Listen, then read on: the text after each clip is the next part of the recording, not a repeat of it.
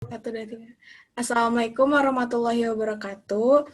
Pada kesempatan kali ini, kami akan mempresentasikan hasil pembahasan kami, yaitu pembentukan kebijakan harga pada komoditi pangan. Sebelum itu, izinkan saya untuk memperkenalkan kelompok kami. Yang pertama ada Wina dengan PM 19 10 10 10 13, dengan saya sendiri Nabila 19 10 10 10 17, yang ketiga ada Wanda dengan PM 19 10 10 10 21. Selanjutnya ada Gereta dengan NPM 19 10 10 10 23. Selanjutnya itu Putri dengan NPM 19 10 10 10 61. Selanjutnya ada Ades dengan NPM 19 10 10 10 71. Dan yang terakhir ada Weni dengan NPM 19 10 10 10 11 17. Next. Latar belakang. Pangan merupakan komoditas strategis yang sering dikaitkan dengan aspek ekonomi dan politik di Indonesia. Hal ini disebabkan karena pangan merupakan kebutuhan dasar manusia untuk mempertahankan hidup. Beras merupakan bahan makanan pokok bagi sebagian besar penduduk Indonesia. R. Widodo pada tahun 2006 mengutip data Sunesas yang menunjukkan bahwa 98% penduduk Indonesia mengkonsumsi beras sebagai bahan makanan pokoknya. Selanjutnya.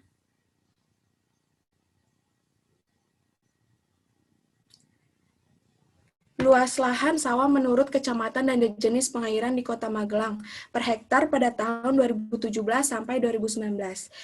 Jenis tanah dibagi menjadi dua, yaitu tanah sawah dan tanah kering. Yang pertama, tanah sawah dengan luas pada tahun 2017 sebesar 206,40, pada tahun 2018 sebesar 177,46, pada tahun 2019 sebesar 142,89. Nah, tanah sawah ini dibagi menjadi 4 bagian, yaitu pengairan teknis dengan luas lahan sebesar 206,40, pada tahun 2018 sebesar 177,46, pada tahun 2019 sebesar 142,89. Dan untuk pengairan setengah teknis, 3 tadah Jawa dan lainnya tidak terdata atau tidak ada. Nah, yang kedua ada tanah kering. Yang pertama ada pekarangan dengan luas lahan sebesar 1.330,28. Pada tahun 2018, luas lahan sebesar 1.401,22 dan pada tahun 2019 sebesar 123,4,85. Yang kedua ada tegal atau kebun atau hama atau ladang. Dengan luas lahan pada tahun 2017 sebesar 13,68, pada tahun 2018 sebesar 13,68, pada tahun 2019 sebesar 13,68. Dan untuk tambak sendiri tidak terdata atau tidak ada. Yang keempat ada kolam atau tembat atau empang. Pada tahun 2017 sebesar 6,80. Pada tahun 2018 luas sebesar 6,80 dan pada tahun 2019 berkurang menjadi 5,40. Yang kelima ada perkebunan atau hutan rakyat. Pada tahun 2019 luas lahan sebesar 99,54 dan pada tahun 2018 sebesar 99,54 dan pada tahun 2019 sebesar 70. Yang keenam ada industri dengan luas lahan sebesar 51,90, pada tahun 2018 sebesar 51,90, pada tahun 2019 53,44. Yang ketujuh ada lainnya, pada tahun 2017 sebesar 103,38, pada tahun 2018 sebesar 103,38 dan pada tahun 2019 327,90. Sehingga dapat disimpulkan bahwa luas sawah dan pekarangan setiap tahunnya di Kota Magelang mengalami penurunan. Namun untuk perindustrian semakin bertambah, maka dapat dikatakan bahwa tanah pertanian di Kota Magelang dialihkan menjadi perindustrian dan pemukiman. Next.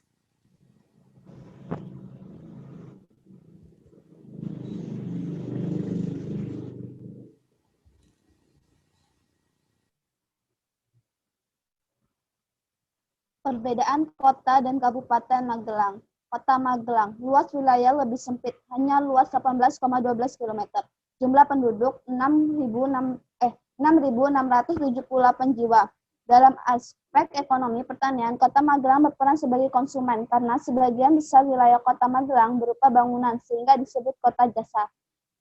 Kabupaten Magelang. Luas wilayah lebih luas, luasnya 1.102,93 km.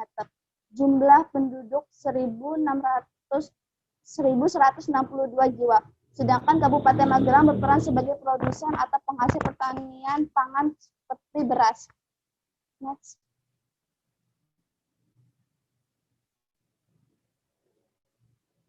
Wawancara dengan petani di Bandongan, Kabupaten Magelang. Narasumber, nama Bapak Susilo, mata pencarian petani, lama bekerja 30 tahun, waktu pelaksanaan hari tanggal Rabu 11 Maret 2021, pukul 10 sampai dengan 12, tempat Desa Wonosobo, Kecamatan Bandongan.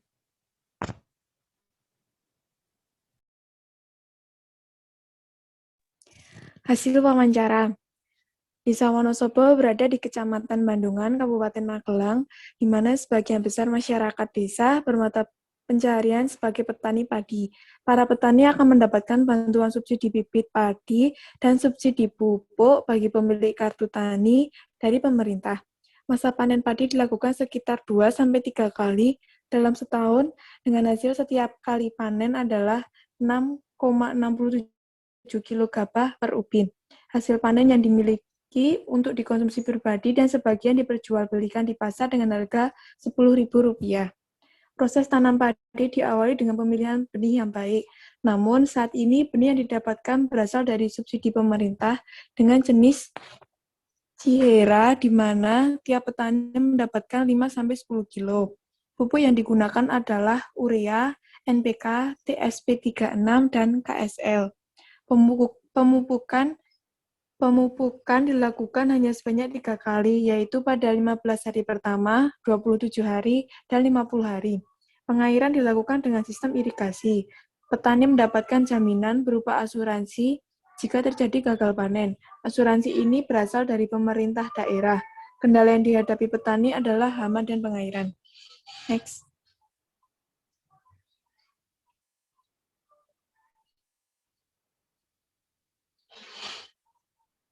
Wawancara dengan Kasih Ketersediaan dan Ketahanan Pangan Kota Magelang. Profil.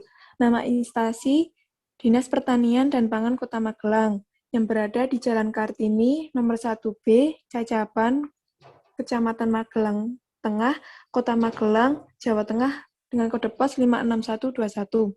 Bidangnya yaitu pertanian dan ketahanan pangan. 2. Narasumber. Narasumber oleh Bapak Untung Sabto Widodo dengan jabatan Kasih Ketersediaan dan Ketahanan Pangan, lama bekerja 1 tahun, yang dilaksanakan pada hari Rabu, tanggal 17 Maret 2020, pukul 8 sampai dengan 9. Tempatnya di kantor Dinas Pertanian dan Pangan Kota Magelang.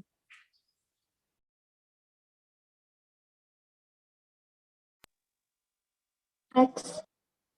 Hasil wawancara. Hasil produksi beras di Kota Magelang hanya bisa menyuplai 10-15% untuk memenuhi kebutuhan masyarakat kota. Hal tersebut disebabkan karena lahan pertanian di Kota Magelang yang semakin berkurang. Untuk mencukupi kebutuhan beras, maka Kota Magelang mendapatkan suplai dari kabupaten atau kota lain. Kota Magelang merupakan tempat pemasaran terbaik. Banyak supplier yang masuk, diantaranya Kabupaten Magelang, Kabupaten Purworejo, Kabupaten Wonosobo, Kabupaten Temanggung, dan lain sebagainya. Sehingga masyarakat Kota Magelang bisa dikatakan sebagai konsumen. Hal tersebut disebabkan karena minimnya lahan untuk produksi.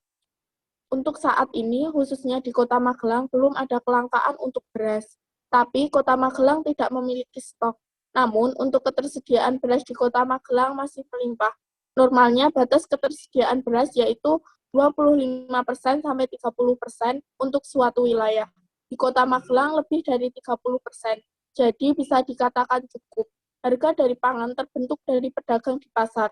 Ketika ada lonjakan harga, maka pemerintah melakukan operasi dan memberi suplai dari provinsi. Next. Pembentukan harga oleh konsumen. Harga merupakan salah satu indikator kinerja pasar, termasuk pada komunitas pertanian. Harga yang terjadi di pasar adalah harga akibat perpotongan antara kurva permintaan dan penawaran.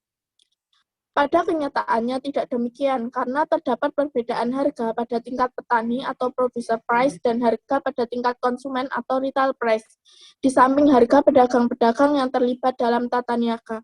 Pembentukan harga yang murni terjadi pada tingkat harga pedagang eceran yang menjual produk secara langsung ke konsumen atau wholesale price. Karena Kota Magelang merupakan konsumen dan sebagai tempat pemasaran terbaik untuk harga beras di pasar Kota Magelang seperti pada tabel di samping. Tabel tersebut merupakan daftar harga dan pasokan pangan strategis pedagang eceran Kota Magelang yang diambil dari 3 pasar, yaitu Pasar Jowinangun, Pasar Cacaban, dan Pasar Kebonpolo. Pada tanggal 13 Maret tahun 2021. Untuk beras premium sendiri, rata-rata pasokan pada tanggal tersebut yaitu 50 kg, beras medium tidak ada, dan beras termurah yaitu 100 kg. Harga beras tergantung pada klasifikasi. Untuk harga tertinggi yaitu beras premium dengan harganya Rp11.300, sedangkan untuk beras medium dengan harga Rp10.500 dan harga beras termurah yaitu Rp9.500. Next.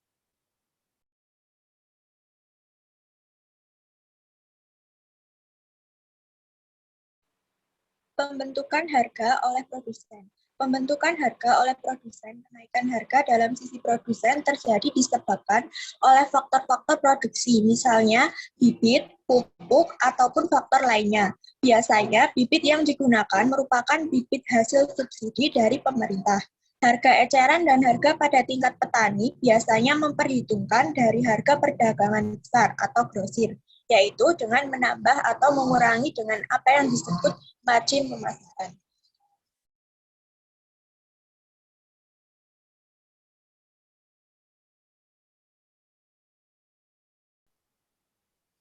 Pembentukan harga oleh pemerintah. Harga beras atau padi mempunyai pengaruh yang besar terhadap kehidupan ekonomi. Jika harga beras terlalu rendah, maka pendapatan petani juga akan rendah atau petani akan mengalami rugi dan mereka menjadi korban. Sedangkan kalau harga terlalu tinggi, maka konsumen yang menjadi korban. Menurut Qadariyah tahun 1994, pemerintah memegang peranan penting dalam menjaga kestabilan komoditi pangan di tingkat konsumen melalui kebijakan-kebijakan yang ditetapkan. Kebijakan yang ditetapkan oleh pemerintah melalui Menteri Perdagangan yaitu berupa ketentuan harga eceran tertinggi atau HET pada Peraturan Menteri Perdagangan Nomor 57 Tahun 2017. Kebijakan penetapan harga di Kota Magelang merupakan instruksi dari pemerintah pusat.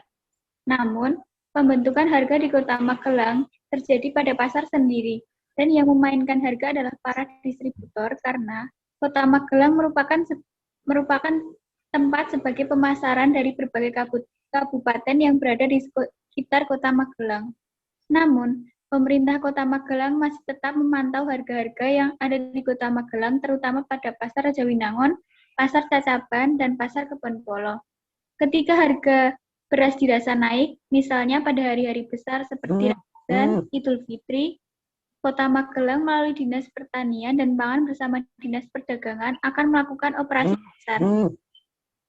Operasi pasar ini bertujuan untuk mewujudkan stabilisasi harga beras agar tidak terjadi kenaikan harga yang melambung tinggi dan menjaga kestabilan beras.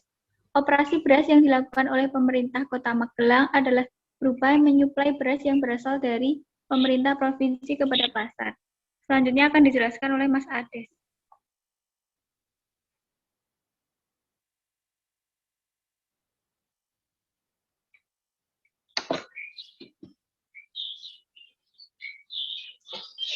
Selanjutnya ada kesimpulan.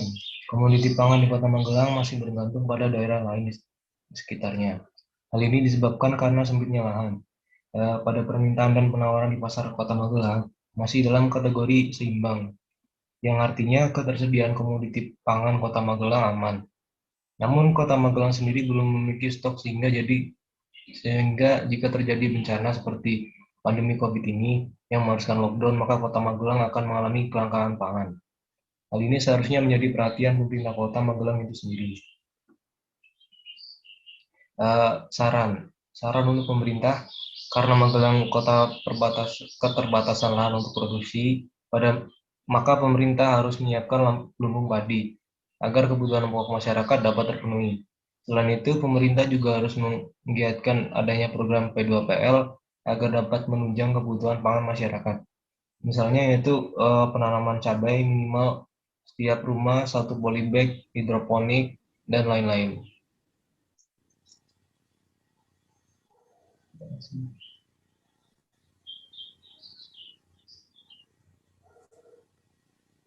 Sekian presentasi dari kelompok kami. Bila ada kekurangan, mohon maaf. Wassalamualaikum warahmatullahi wabarakatuh. Waalaikumsalam warahmatullahi wabarakatuh. Waalaikumsalam warahmatullahi wabarakatuh.